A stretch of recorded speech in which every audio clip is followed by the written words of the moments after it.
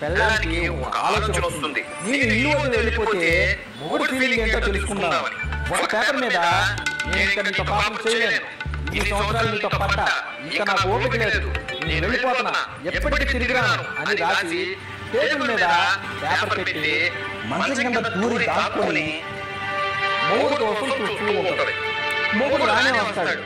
Table మీద paper తీసుకుని చదివి ఆ పేపర్ కింద ఏదో రాసి అక్కడ పెట్టి ఎంతో హ్యాపీగా డాన్స్ చేస్తూ అరుపులు అరుస్తూ నాకు ఫ్రీడమ్ వచ్చింది, నా పెళ్ళ వెళ్ళిపోయింది అని మొబైల్ తీసుకొని కాల్ చేసి డార్లింగ్ ఇక మనం పెళ్లి చేసుకోవచ్చు, నాకు పట్టిన దరిద్రం వదిలిపోయింది, వచ్చేస్తున్నా అని హ్యాపీగా డాన్స్ చేసుకుంటూ వెళ్ళిపోతాడు.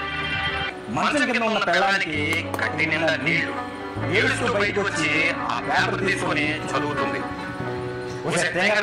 మంచం కింద నీ కాళ్ళు కనబడుతున్నాయే, కొట్టుకున్నా తిట్టుకున్నా చచ్చేంత వరకు నీ మొగుడిని, నువ్వు నా పెళ్ళానివి, సర్లే పూలనే వచ్చాడు తీసుకురావడానికి వెళ్తున్నా, యోపు టీ పెట్టు.